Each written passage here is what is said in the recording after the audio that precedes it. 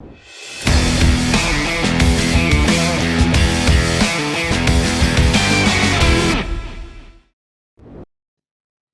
everybody. Welcome to Between the Two Eagles Nest. I am your host, the legend, JJ Britt. Our first guest of our podcast is the one and only Mr. Stevie Chase. How you doing, Stevie? Doing great. Grateful to be here. Thank Good, you. buddy. Hey, I'm glad you're here, man. Yes, Glad sir. you're here. Hey, Stevie just got back from playing in elite tournaments.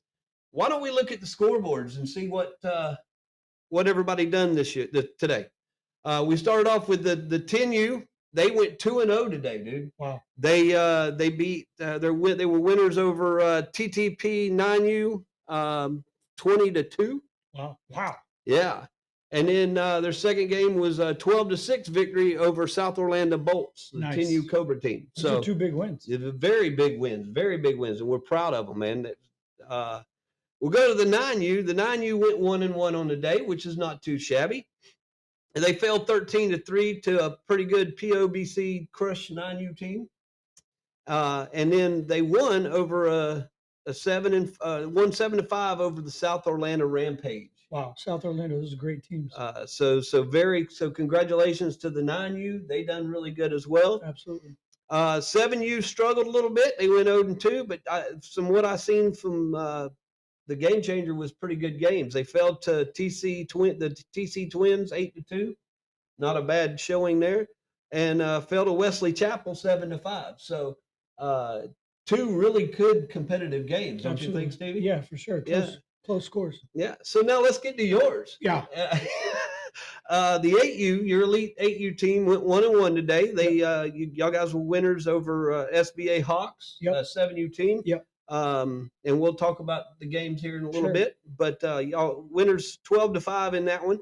And then y'all fell today 14-0 to ZT Prime Spring, which you say is a really good team. They're a very sound team. So we'll get to that in just a minute. But that's the end of the scoreboard, guys. I hope you get a chance, go out and watch some of these elite teams and AB teams who are coming up playing really soon next week. So make sure you go out and check out where they're going to be playing very soon. All right, now let's get to our guest, Mr. Stevie Chase. You doing all right, buddy? I'm doing good. How's your head going now since the games today? I'm good. I'm recovering. I'm still kind of processing it all. Lot to process. So let's dive right in. So tell me about the day. What happened, with today? Sure. So we had a 10-15 game first thing this morning. We knew we were playing. Wow, there goes my little earpiece. We were playing a 7U team this morning. But our first game was against a 7U team, but they're playing up in 8U for a reason. I mean, They're a really strong, sound 7U team. We hit the ball against them. Their defense, struggled a little bit, but again, they're a super sound, super fundamental team. They were very good. They were great coaches to play against, stuff like that. We hit the ball. We didn't crush the ball, but I mean, we scored 12 runs, so we came up. We expected to come out on top on that one. Again, they're a great team, but we would hope that we could come out on top against the 7U team. Now, talking at the beginning of this, before the show, you was telling me this is y'all. Y'all lost 14-0 to what is the number 3 team state? That's right. 3 ranked team in the state of Florida. That's right. ZT Prime out of Sarasota. Yeah, they're the number 3 team in USSSA in the state, and we knew that coming in. We actually probably, I mean, this sounds negative, but it was probably one of, not only were we playing against a really difficult team, we probably had one of our worst games ever. We made errors that were costly. We didn't hit the ball hardly at all. I think we got 2 hits in an entire game. I mean, you would think that it wasn't just a little machine pitching. You would have thought somebody was up there throwing 90. The curveballs and everything else. So, yeah. Yeah, but we struggled there for sure. Again, they're a great team, coached well. Some of the stuff we saw from them on defense was wow. Okay, this is the number 3 team in the state. But we signed up to play USSSA. That's what it is. So that's what that's what we signed up for. Right. We talked at the beginning of the season, hey, we need to be ready to be 10 games in and be 5-5 or something like that, and just be ready to see the best competition around. So, good deal. All right, so let's dive on into to you. I, we're going to stick with the elite for just a second Mhm. because me and you had a conversation on the phone a couple of days ago, and you've got some news about this elite team and what uh, your plans are after All Stars. Sure, So you sure. want to elaborate on that? Yeah. So Elite 8U is actually is coming to a close this weekend. This is our last tournament as spring 2024 Elite 8U. Um, I've been honored to take the manager of the All Star team. So we're going to transition into All Stars for the summer. And then Coach Dennis and I have been talking, and obviously we'll be moving up to 9U in July, August. And we're probably going to just lean into another round of tryouts and just have open tryouts and continue forward as an elite team to hopefully find the top 12 9 year olds or Yeah. 9U players that we can find to piece together an elite team. So we're going to shift us a little bit to the fact that you're now you talked about moving from 8U after, to 9U after the All Stars. I want to congratulate you on becoming the Eagle Lakes All Star coach for 8U again this year. For sure. Grateful. The Super manager. grateful. And just throw some shade at you, but y'all are carrying the flag for us this year. Yeah. You know that, Yeah. right? Yeah. So what's your expectations going forward with the All-Star team? I Yeah. mean, For sure. For sure. I'd say the expectations are high. I'm not going to shy away from that. We've seen some success, as far as wins and losses. Of course, we've seen some success over the past 7, 8 months with the 8U team. I think a lot of the All Star team is going to be made up of the elite team. We've already had multiple tryouts over the last year, just building that team. But there's a lot of talent. There's a lot of talent. We've got a great coaching staff, but there's a lot of talent on that field. Kids like Jaden Murrow, Lucas Skosian, Liam Stripling. I mean, those are just talented kids, God given right. talent. I mean, we Yes. may have a great coaching staff, but we have the opportunity to coach kids that come with amazing talent, and that makes it very easy. I mean, that can make mediocre coaches look amazing. You know what I mean? I Um, get it. so yeah, we're excited going into All Stars. Gonna have fun. Gonna make a summer out of it. Gonna make it about the kids, and just keep it fun for them and play some tournaments. Gonna have fun. Absolutely. So let's dig into you personally. Yeah. So the whole part of this whole progress here is to get to know some of these coaches, and this is no exception. This man right here, I've known him for a long time, and great dude, funny as all get out, and so it's really cool. Talk about your family, Miss Rachel, Yep. who's been she helps out everywhere. I think she's the vice principal at Lake Region High That's School. right. That's right.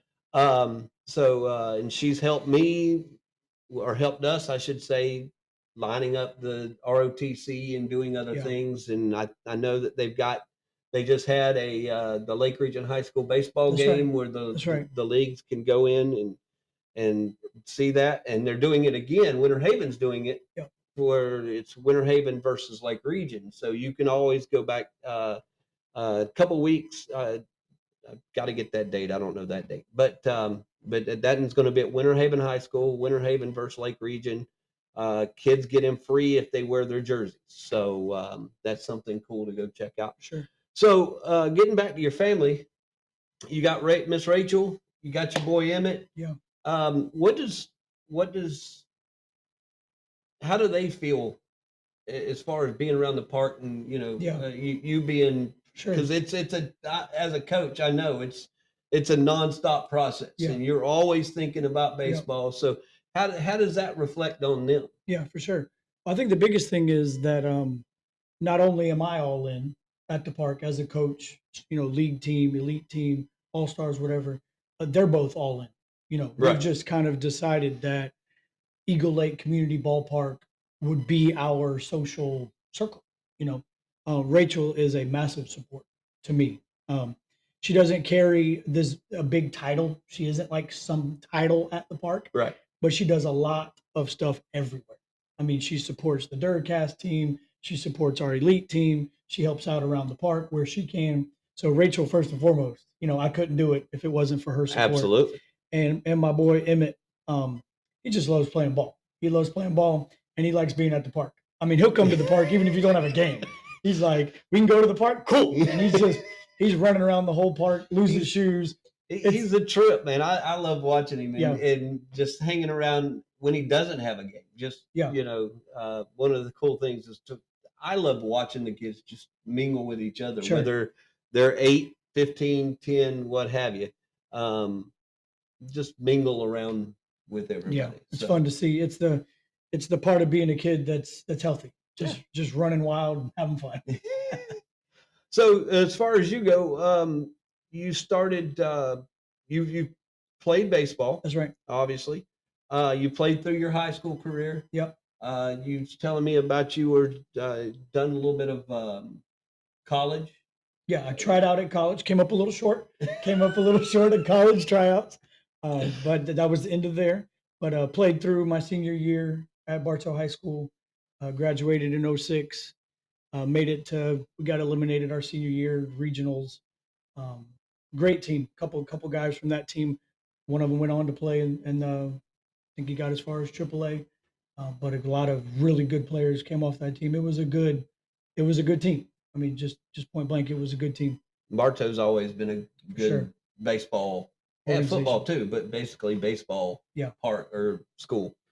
So you mentioned you graduated in 2006, 2007. You started coaching. That was about 16 years ago.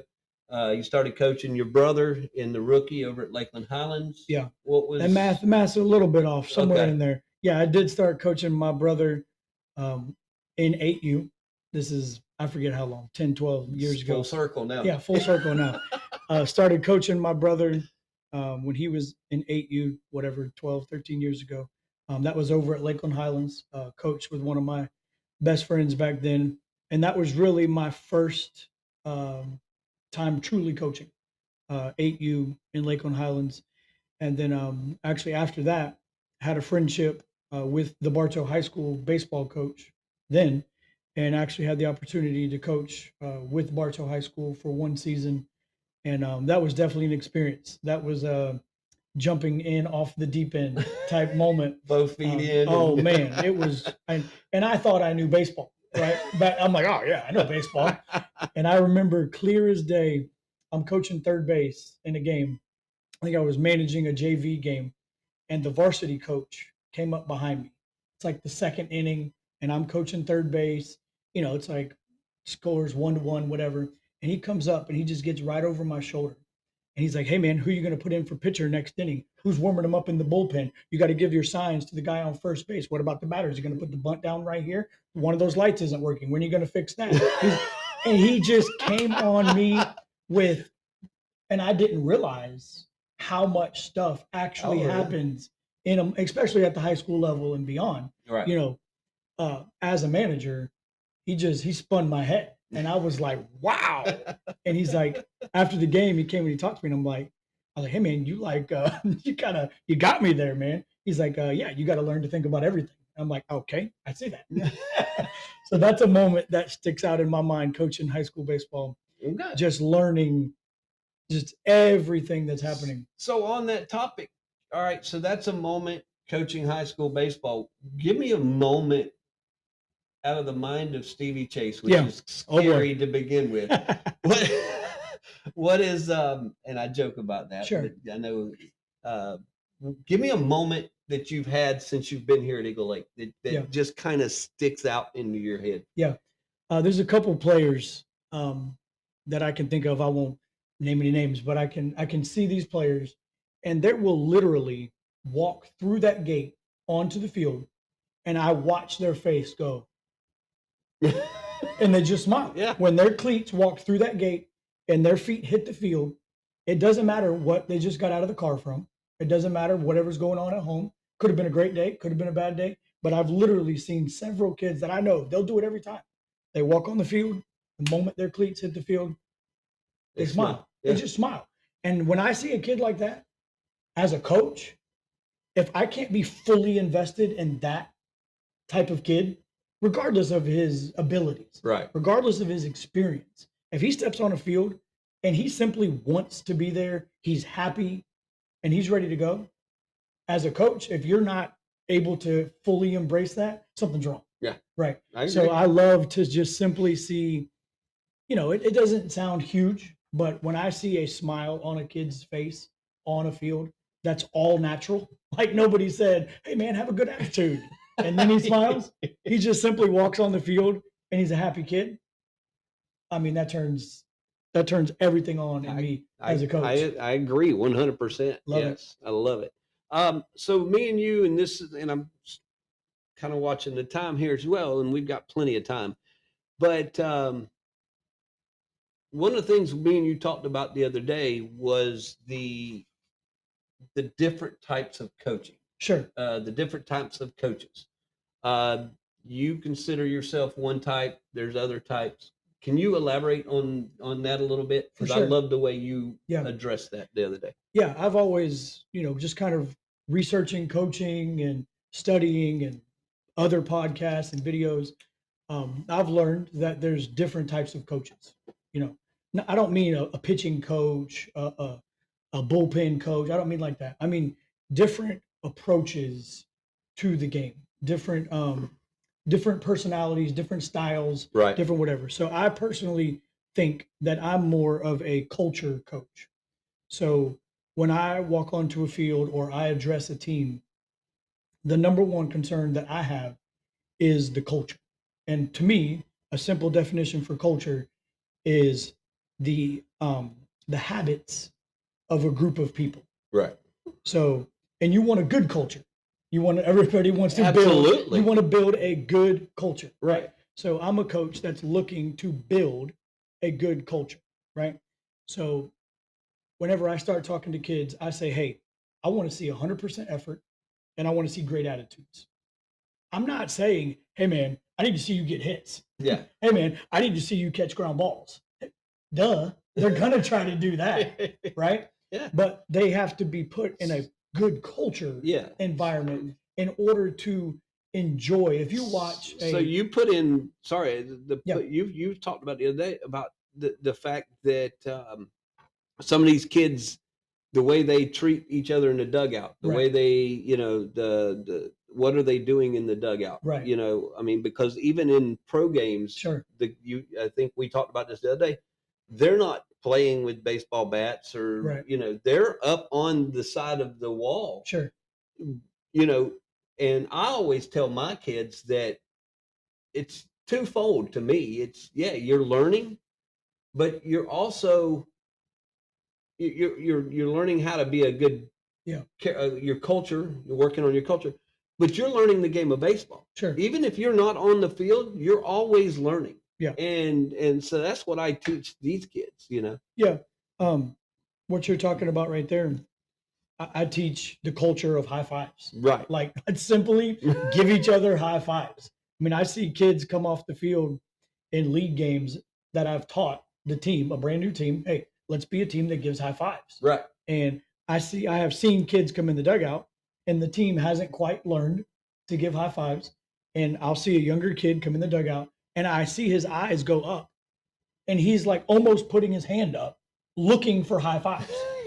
And I'm like, okay, he gets it. He's looking for the high five. The other team we haven't all gotten it yet. Yeah. But it's just different stuff. If you watch college football, they put those little stickers on the back of their helmets. Yeah. I don't know what they call those, but they basically get those stickers for a pick six, for a touchdown, for a rushing touchdown. That's what they get those for, big plays. We just started doing that on our elite team. That's cool. We ordered the stickers, and now if you hit a triple, if somebody turns a double play, they get rewarded with a little sticker on the back. I mean, college football players like stickers. Watch Ohio State, you can't even see a gray helmet anymore. Right. So you know 8-year-olds are going to like stickers. Yeah. Right. On their helmet, and they get to show it, and it means they did something great. Absolutely. So that is all going on. How am I going to build a culture that feels positive? Baseball is really hard, right? Baseball is extremely, extremely, extremely hard. We all know failure is way more in baseball than it is succeeding. So we've got to be able to create a upbeat, positive culture that can sustain failure. Right. Does that make sense? Yeah. It can. We're being so positive. We're trying to reach a goal that's so hard. There really is no room for anything holding that back. Right. Right. You don't watch an MLB coach. Second baseman boots a ball. The MLB coach doesn't holler out there at him in the middle of a game. Hey man, get your. No, the whole team's going to hear it, and it's like, oh wow. All right. So moving on, because we got about 10 minutes Sure. left. I want you to, let's go to Yeah. the rec league. Yep. Plug your sponsor for me. Duracast. Duracast has been there for over 2 years now, I think. Duracast is an awesome sponsor. Jaden Murrow, Coach Juan, Lisa Marie, Chewy. Shout out to Chewy. Great family. Jaden won MVP of the league last year. Great family. They support the park. They support the team. Really couldn't ask for a better sponsor out of the Murrow family, Jaden and Duracast for sure. Yeah, and I think going back to your good culture, Yeah, that blends right in, Sure. because even the sponsor brings a good culture to a league. yeah, And that's basically where it starts, because Sure. we can't do this without a good sponsor, without Yeah. So yeah. Duracast has been blessed. I mean, Duracast has been blessed for sure. We've carried the culture that I'm talking about. I build it into every team that I get a chance to coach. Whether it's Duracast in the fall, Duracast in the spring, other players coming on and off the team. If you're on a team that I'm a part of, I mean, I want to make sure that you're enjoying the game as much as possible and learning that. We've seen Duracast not only, there's elite players. Of course, there's some elite players on Duracast, but every season we get to see usually a group of kids that it's their first season or this is their second season. And I thoroughly enjoy teaching the game of baseball to the brand new kids. And there's a funny story. There's a kid on our team this season. I'm going to shout his name out. His dad won't mind. Crimson Waters. Very beginning of the season. This is a beautiful thing. Very beginning of the season, he's swinging and he's just stepping out with his foot every single time. He's stepping out. Swing looks good, but he's stepping out and he's pulling the bat away from the plate. Ball goes right across. He's missing it every time. I see a Coach Ball game video, right? shout out to And Coach Coach Ball Ball Game right there. And Coach Ball game says, put your kid in a box. Yeah. And I'm like, did he say put your kid in a box? Right. And I send the video to the dad. He watches the video. He literally gets a small rectangle box. He puts his kid inside the box in the living room and he's hitting wiffle balls. And when you're in that little box, if you step out, you're gonna fall. You're gonna fall. You're gonna fall. So this kid literally hits in the box for a week, comes back to the next game, and he's getting hits every single game now. So I'm gonna shout on that. That's a really good story, and I'm gonna shout out, because I'm gonna start doing this. I'm gonna shout out somebody from the past that taught me, because and the guy, one of the guys, was a legend here at this park. Actually took our first prep team to an Ever World Series. Wow. In Huntsville, Alabama. His name was Sam Bragg, and his trick wasn't the box trick, but his trick was he would stick a baseball bat behind you, behind your feet, and you either stepped forward or you stepped on that bat and you tripped on a bat. Yeah.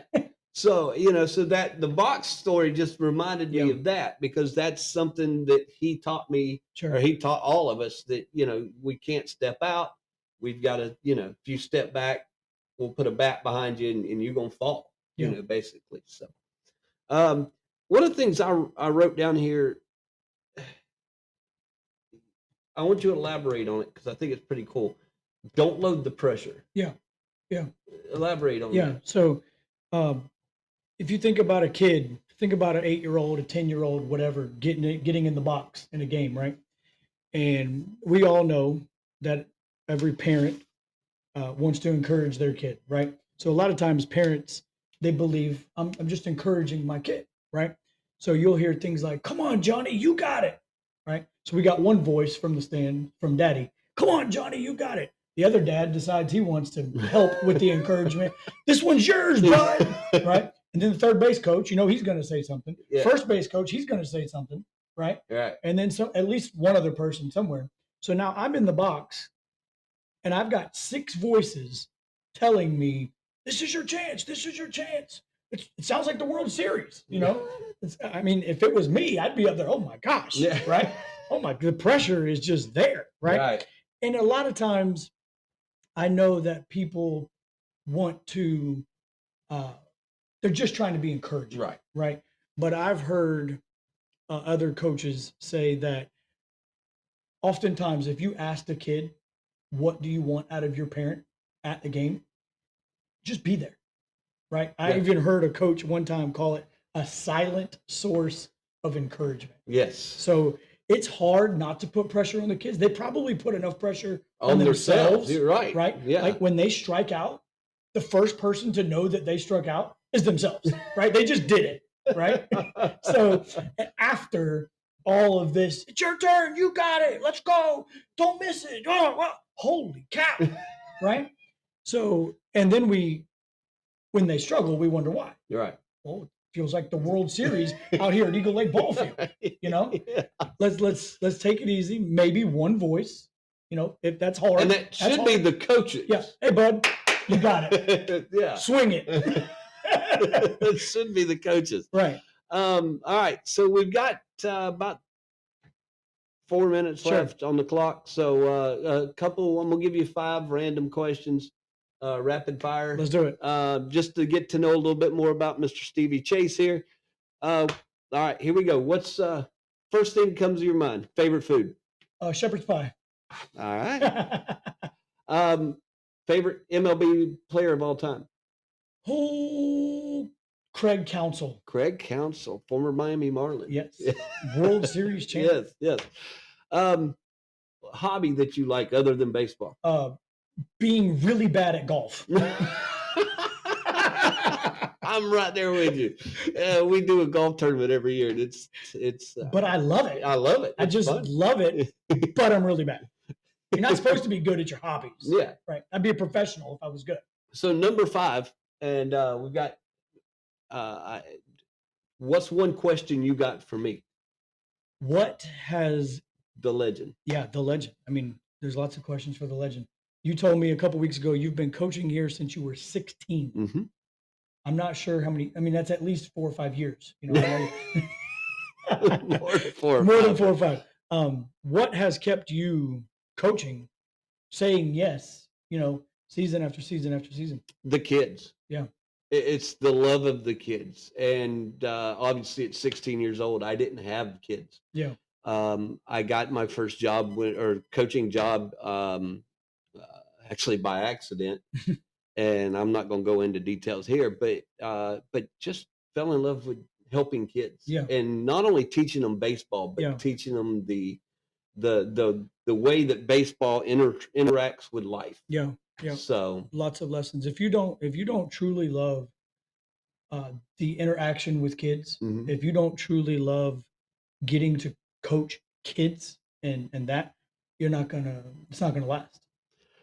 All right. That's gonna about do it for our podcast. This is Mr. Stevie Chase. Stevie, thank you so much, buddy. I appreciate you coming out. Yes, sir. I hope you had a good time. Yes, sir. And hope y'all have a great week. Season starts this week. Schedule or the games, all of them start counting this week. So go play ball, and we'll see y'all guys next time. See you guys. Between the Eagles' Nest.